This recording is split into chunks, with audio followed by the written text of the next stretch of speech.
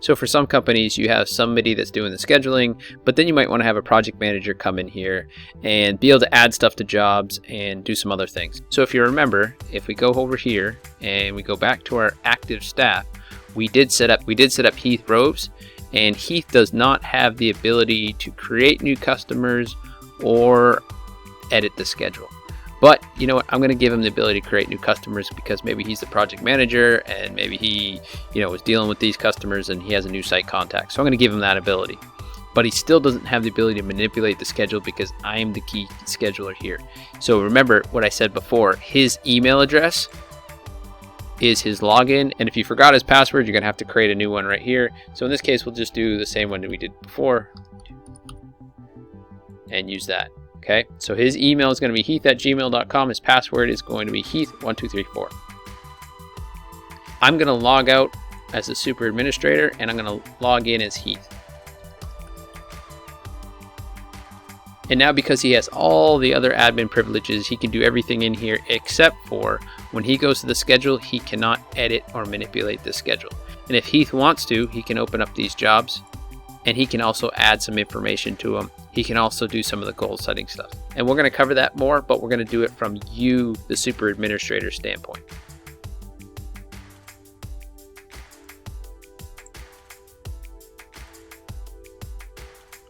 So again, starting from the schedule page, I have Nate's Patio. If I wanted to, I can do some more stuff with Nate's Patio. Let's go ahead and open up that job.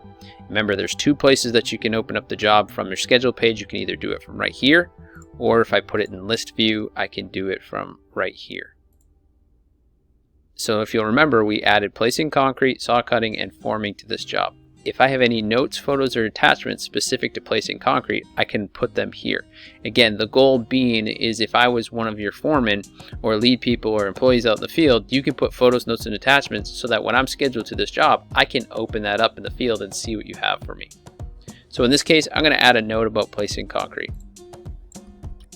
Okay, I'll just press save. So you'll notice that I added that note, but you're like, where did it go? Actually, everything that you put in here for a note, photo, attachment goes down into the message board right here.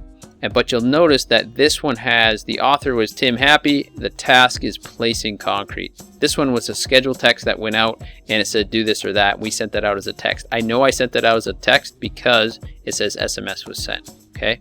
So all your messages and communication goes down here. But if I wanted to see everything that pertained to placing concrete, all I have to do is press this filter button here, and it filters this whole list by everything that has anything to do with placing concrete. The other thing that you can do with placing concrete, the reason why it says enter is just because I didn't put a cost code in. If you had cost codes, this would already come in, or if you suddenly had cost codes on this specific job, you can enter them in right here. The other thing I want to show you is the show goals option. You can create goals for a job.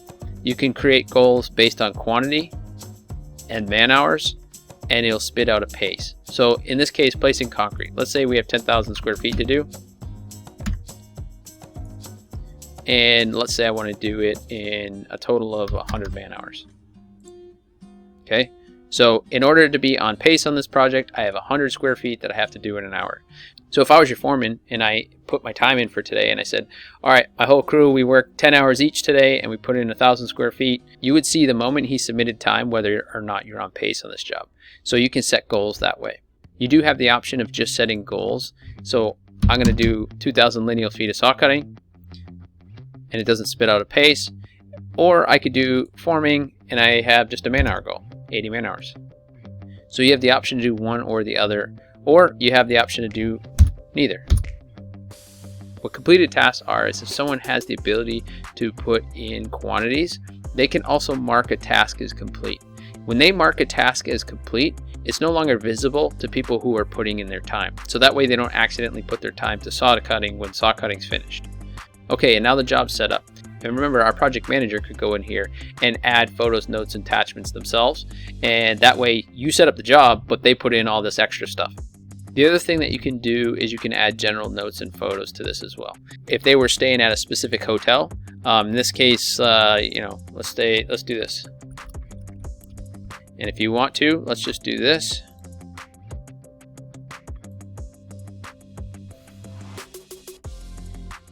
And with Google Maps, you have the share option.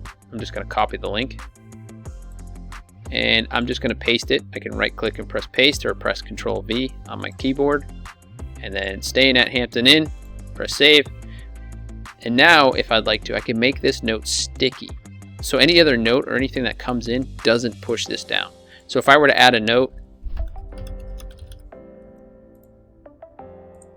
this note stays sticky. It never gets pushed down. So again, if I had an employee that was scheduled to a job, he opens up the job and says staying at Hampton Inn, he clicks on this, boom, it's going to take him to the Hampton Inn that you have reservations for. Some other reasons that people use this, they might want to add a note and say, you know, here's the gate code, here's the project manager's name, number, email address, just stuff that you can just plug into here that you want to give your employees access to. So what I'm going to do now is I'm going to log out. I'm going to log in as someone who has the ability to enter time and quantities and show you what that looks like. So if I'm this employee, I have timekeeping turned on, Carl Jessup here. I can enter time right now, and because I have the only scheduled here function on, it also filters his list that he can only put time to the jobs he's been scheduled to. So in this case, I only have Nate's Patio as an option. Okay, I can also do that here as well. So if I go to the schedule, I see Nate's Patio. I can open up this job. I can show goals. I can see everything that you have in there for me. From the field, I can also put in my own photos and notes. We'll talk about this more later when we do the timekeeping stuff from the employee's point of view. But I also see the goals here. If I want to, I can enter time to this job. Nate's Patio. And I place in concrete. I see the goals again that you have put in there for me. And I'm just going to say I worked 8 hours today and we put in 50 square feet. Click OK. These colors will mean stuff. Don't worry about it. We'll cover it in the timekeeping video. Now the employees put in their time against the job. I'm going to sign back in as a staff member. So once an employee has put their time and quantities installed against a job with goals on it, this little red flag over here means that you might have an issue out there. If I press down on this, I can see placing concrete. I can actually see, okay, here's the issue right here. It has something to do with this task here. But of course, I can open up the job from here. And you can actually see, because the goals are showing, that they're not hitting the pace. Now, if that employee from the field had also put any photos or notes in with what they've done, you can press this filter button right here, and you can actually see what kind of photos, notes, and attachments they assigned as well to that task. You can also see here that they've put in 50 square feet of the 10,000. They've put in 8 hours out of the 100. We have the percentages, how far they've come along, and we also see what pace they're actually running at. Now, as the project manager, I might be interested in this tracking and analysis button. If I click here, or up top here, this brings me to the tracking page, I can see all my tracking information. I like to go right to the tasks section, and I can see all my tasks that I have in the system. And I can also see, if I press this little down arrow here, every job that these tasks pertain to. So right now in this date range, I only have one job, Nate's Patio, that has man hours or quantities installed. You can also see what your average install rate is, because what we're doing is just taking it and comparing it against the goals that you set. So our average install rate right now is 6.25 square feet per hour. Now over time, if you keep setting goals and putting them towards jobs, this average install rate is going to change. And the other cool thing that you can do is you can go to the filters here, and you can filter those by different settings.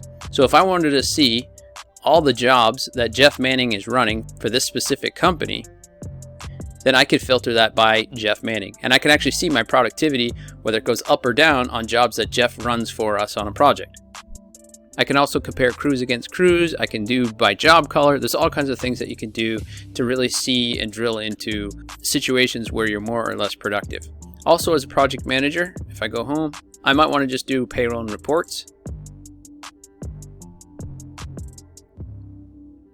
I'll put my date range in. I have all the filters here. Let's say if I only want to see a specific job, and the only reason it's showing me just Nate's Patio is because there's only hours for Nate's Patio in so far. If I had multiple employees that put in their hours and I wanted a quick summary of all those hours as an Excel file, I can export that as a CSV. We're going to get into this a whole lot more when we get into payroll and reports, but that's just a quick overview of how you might want to pull out a report out of here.